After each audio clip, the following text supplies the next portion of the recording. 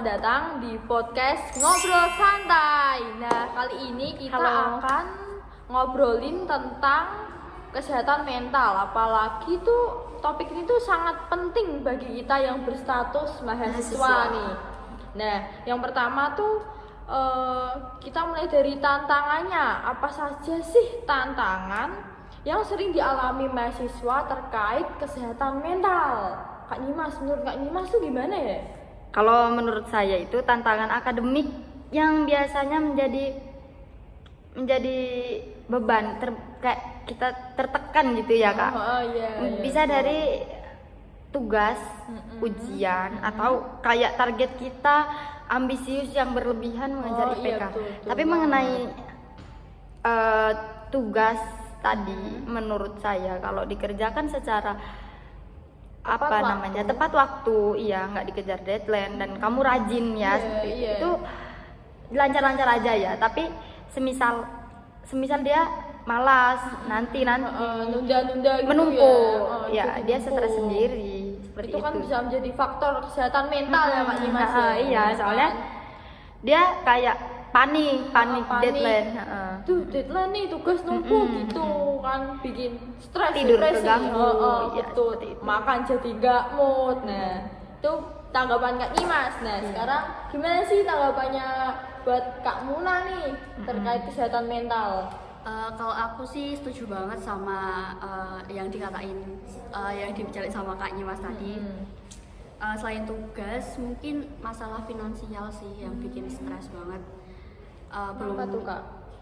Untuk pasti biaya untuk kuliah, makan, kos itu kan butuh biaya yang nggak sedikit. Betul. Nah itu pasti bikin stres banget, apalagi yang harus kuliah sambil kerja sih. Itu pasti betul. bikin Harus punya beban, tekanan. Iya. Apa kesehatannya mentalnya tuh benar-benar harus stabil gitu ya. Gimana menurut Kak Lina nih? Jangan lupa soal hubungan sosial, menyesuaikan diri di lingkungan, Betul. baru membangun pertemanan dan menghadapi konflik antar teman juga bisa mempengaruhi. Bener juga. Kesehatan mental, terkadang rasa kesepian juga bisa muncul. Kayak hubungan sosial pertemanan gitu ya Kak, hubungan sama keluarga, sama teman, cara kita menyelesaikan masalah itu juga mempengaruhi kestabilan mental kita, mahasiswa ya. Banget. Nah, sekarang kita bahas solusinya. Apa yang bisa dilakukan mahasiswa untuk menjaga kesehatan mental? Menurut Kak Nyimas? Kalau dari saya sendiri sih itu ada baiknya, bahkan yang paling penting itu adalah mengenali tanda-tanda stres atau gangguan mental. Jadi kita kayak searching, oh aku seperti ini, apakah sakit atau bagaimana, apa yang kamu rasakan, terus konsultasi gitu ya. Jangan ragu untuk bicara, mencari bantuan, minta tolong, curhat, atau menangis. Itu bisa jadi obat, misal membuat tenang, seperti itu. Mencari bantuan profesional kalau merasa kewalahan, kayak kita ke psikologi atau ya ke ibu, telepon sama keluarga, atau cari teman yang bisa dipercaya buat sharing gitu ya, buat ngeluapin apa sih kita kenapa ini loh. Iya, kayak gitu juga Kak. Bisa juga kita konsultasi ke kakak kelas, misal gimana sih mengatasi ini, tugas ini misalnya, minta solusi gitu ya. Nah, oke, dari Kak Nyimas cukup baik nih. Nah, menurut Kak Muna nih, Naila Muna, gimana nih solusinya? Menurut aku pribadi sih ya, selain penting untuk memperhatikan tugas-tugas belajar, kita juga harus memperhatikan keseimbangan hidup kita. Kayak kita jangan terlalu fokus untuk belajar, kita juga harus bisa mengeksplor hobi kita, bakat kita, kayak meningkatkan skill-skill yang lain selain belajar yang sekiranya bikin Positif seneng gitu positif, cari menyenangkan. hal-hal yang buat kita tuh seneng gitu ya. Berarti memang Kak Muna punya hobi gak sih? Aku pribadi sih hobinya itu membaca novel ya.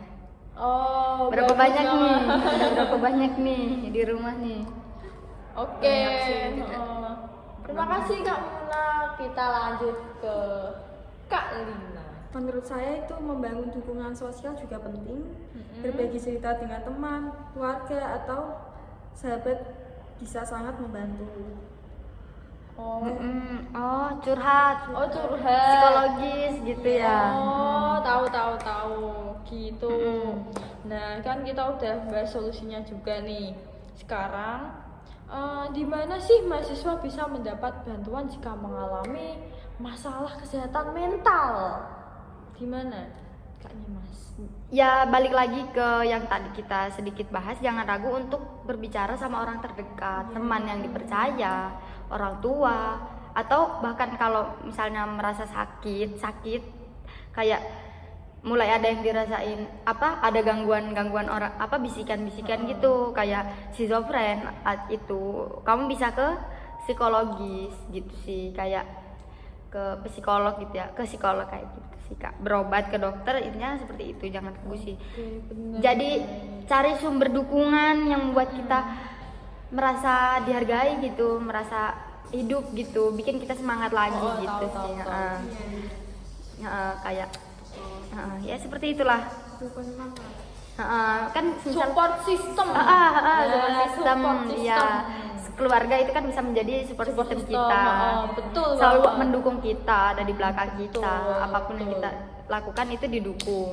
Semisal kita nggak berbicara, mungkin mereka nggak tahu ya kita lagi sedang berproses dalam apa, Betul. seperti itu. Sebisa mungkin tuh sekecil apapun kita ngobrol. Ngobrol Untuk lewat, menghindari semisal jauh, depresi gitu ya. Saya kan di Jambi keluarganya, kalau ngobrol itu via face ya, video call, iya. Telepon ya. Telepon. Itu Sering ngobrol-ngobrol, sharing-sharing kalau Kak Nyimas lagi gini gitu. ya, Sering banget ya mesti ya. ya 2 hari sekali, 3 hari gitu, apalagi kalau duit habis. Itu sih masalah anak. Iya sih, yang masalah betul rantau. banget. Betul banget nih. Nah, udah dari Kak Nyimas. Sekarang kita lanjut dari Kak Muna nih.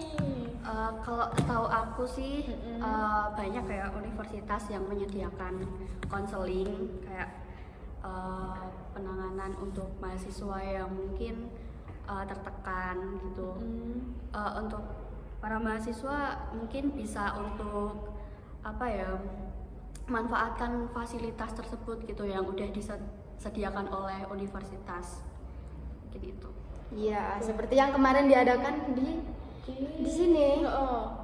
Konseling gratis dari psikologi. Oh, Kak Nyimas ikut? Enggak. Cuman ada ya. Cuman tahu Sayang infonya banget kita aja. nggak ikut. Oke, dari Kak Lina mungkin. Ada juga aplikasi atau website yang bisa untuk konsultasi. Oh iya, Konsultasi, sekarang banyak ya. ya. Web-web Halodoc, yang, ya. yang kesehatan mental tuh banyak banget.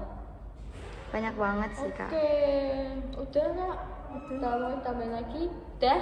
Udah, alhamdulillah. Nah, jadi menjaga kesehatan mental itu penting ya teman-teman. Ingat, kalian tuh tidak sendirian. Banyak-banyak kayak ngobrol, sharing, buat jangan malu, jangan ragu buat cerita ke siapapun itu yang buat kalian tuh percaya sama dia, bisa dipercaya ya. Nah, banyak sumber yang tersedia juga. Jadi kalian wajib banget menjaga kesehatan mental kalian karena itu tuh penting banget untuk menjalani kestabilan hidup, apalagi sebagai mahasiswa. Di umur segini nggak megang tali di leher, alhamdulillah. Iya, jangan sampai ya teman-teman. Jangan Nah, sampai.